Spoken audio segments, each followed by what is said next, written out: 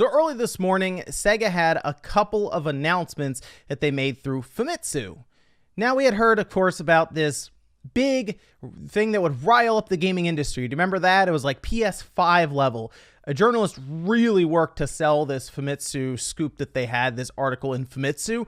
And while what we're going to talk about here is not necessarily that announcement, which we'll go over tomorrow in Newswave, it doesn't feel like it's like PS5 level or anything. It has more to do with cloud gaming, or though I guess they called it fog gaming.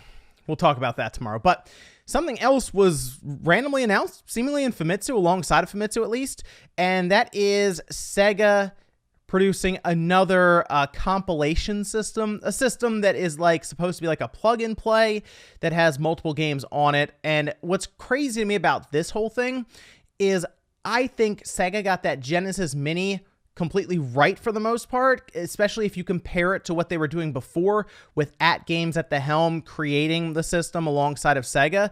When Sega decided to delay it, take At Games and kind of remove them from the situation and work to produce one more in-house, I think they had a good quality product that was actually a pretty good pickup. I like the system. But here we are now with them creating the Game Gear Micro, and it feels like a big step back. Like it surprises me, is what we'll say. So let's talk about this. If you enjoy the video, guys, make sure you hit that like button down below. The Game Gear Micro, you can see it here. I have a website out now. This is to commemorate their 60th anniversary, Sega as a company. And you can see it comes in 4 different variants. There is a black, blue, yellow, and red. And they have it there for just under 5,000 yen, which people have been talking about that most likely converting to roughly $50. If you just straight up convert that now, it's like $46 or something like that. But generally when they bring it outside of Japan, they'll like round up. So it would end up being like $49.99. But we have 4 different types of Game Gears here. And that doesn't even just come down to the different color variants. They actually have different games on each one. Each one of these will have 4 different games. Seriously, there's 16 games total that they appear to have picked out, but each one will just have 4. So in order to get all 16, you'll have to buy each one, and each one is about $50. And they even have a big bundle SKU that you can pick up that has all of them there, and it's just under $200 on Amazon Japan. I'm serious. I don't get this. I really don't. Because while you're like, okay, cool, they're redoing something with the Game Gear, it doesn't even appear that usable. Like, this appears like something just a collector would buy, and it doesn't make sense after coming from that Sega Mini that they did so well. So this is the system right here. They kind of give you all angles of it. And you can see on the back, it does take batteries. I know, I'm serious. It takes AAA batteries that in an interview was mentioned that you would get roughly 3 hours of playtime out of that. And they had a kind of a joke and a laugh during the interview mentioning, oh, that's about what the regular Game Gear would get out of 6 AA batteries. And in my mind, I'm thinking, well, why don't we try for better battery life than the original Game Gear? But I guess they said, hey, throw some AAAs in there and that'll work. That to me is strange because it also has USB on board, like a USB port that you can plug in and play from as well, which brings back, by the way, these flashbacks of basically being pinned to a wall with the Game Gear because, of course, it had its own power jack on the top, and you would just plug it into the wall and play it that way rather than burn through all these AA's. It's very, very strange to me. But we also got measurements, and this amazed me, by the way. It really is micro. Like, you hear about the Game Boy Micro, and that's pretty small, but the screen is very, very clear, right? It's a crisp looking screen. I'm a little concerned about this screen, to be honest. It's going to be interesting, but it's 80 millimeters wide, 43 millimeters high, and 20 millimeters deep. That is less than 40% of the original Game Gear. In fact, I decided, well, we have the measurements. I can't make it. I'm not going to make it like the deep or anything, but I can at least cut out about the size from a piece of cardboard. The screen is just over an inch diagonal to diagonal. Looks like it's more square, so you just have to kind of scrunch that up a little bit. It is very small. And I'm kind of sitting here like, I just don't think this would be that playable overall. I mean, think about the screen itself when you start it up and everything that has to be divided up, whether it's your character on screen like Sonic, right? Because you have a sprite on screen while you're running through and the rings and all of this.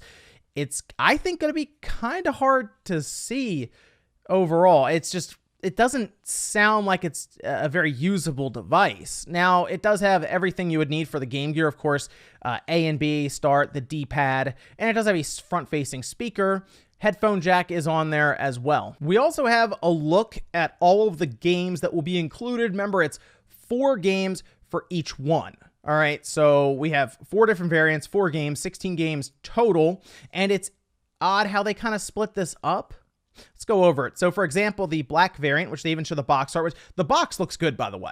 It does. I like the way it looks, and with how small it's going to be, like the system itself being like this, the box is going to be pretty small as well. But, I mean, you can see Sonic the Hedgehog, Puyo Puyo 2, Outrun, and then Royal Stone, the door when opened. It's like, all right, so 4 games, $50. Maybe AAAs are a part of it. Maybe you get a couple batteries with it. I'm not sure. But then from there, it gets a little strange. Like I said, we get into the blue variant, which is Sonic and Tails, Gunstar Heroes, Gunstar Heroes is a great game, Sylvan Tale, and then Animal World Zookeeper Championship. Then they decided to put like all of the Shiny Forces on the yellow Game Gear. I don't know why they didn't split some of these up. So you have Shiny Force Gaiden, Gaiden 2, Gaiden Final Conflict, all on one of the Game Gear variants. And then that's right next to Aruru's Rooks there. It's so strange. And then the red one, which, okay, it kind of makes sense because it has the Megami Tensei games on there, Gaiden, then Gaiden Last Bible Special, the GG Shinobi, so Shinobi, that's cool, and then Columns, because that goes with Megami Tensei. Also, I kind of have some questions about some of these RPGs or games with heavy amounts of text in them. Is that going to be that readable on that screen? Because, of course, you're going to have little boxes that pop up and you have to read. And I'm almost concerned that the text is going to be almost impossible to read. It's going to come down to how sharp that screen is, right? Because if it's not and it's like a cheaper screen, it's going to be pretty tough. And that kind of gets me thinking, why are these $50? Like, it has 4 games. It's a very small device. It takes AAA batteries. It doesn't look like, to me anyway, each one of these would be worth that much. Like, I would look at these with how small they are. They're almost keychain size, by the way. I would look at these as like a $20 to $30 device, you know, all the way down straight up. Now, if they had made one Game Gear, and this is what amazes me. If they had made one Game Gear with 20 games, they probably could have sold it for $60 to $80 if it was a good quality, larger device. Not these little tiny ones. You could have gotten closer to the size of the Game Gear, but made it more sleek and I guess technically a little smaller. Then you would have had people pretty excited today, even if it had to be an $80 device or something because you decided to make it higher quality. You would have people much more interested because it wouldn't cost you $200 to get 4 different systems and 16 games. It would cost less than half of it to get, even if it was just these 16 games and a device that, I mean, rechargeable battery already installed. Maybe they could have got 10 hours of battery life out of it. It's just, this feels like a very weird half step and very much a cash-in. Oh, and it does get even weirder. No, seriously, check this out. This is a real thing. This right here. At each shop, we will present Big Window Micro. This was an add-on for the Game Gear back in the day. If you remember back then, it might have been harder to see the screen, whether it was on your Game Boy, the brick, or even the Game Gear. We had magnifying glasses. That's what we used. We pretty much just put a magnifying glass on the screen. It was an attachment like this one, and it, I guess, helped. It kind of gave it this weird fisheye effect, though. It is, I don't know, it was a little weird.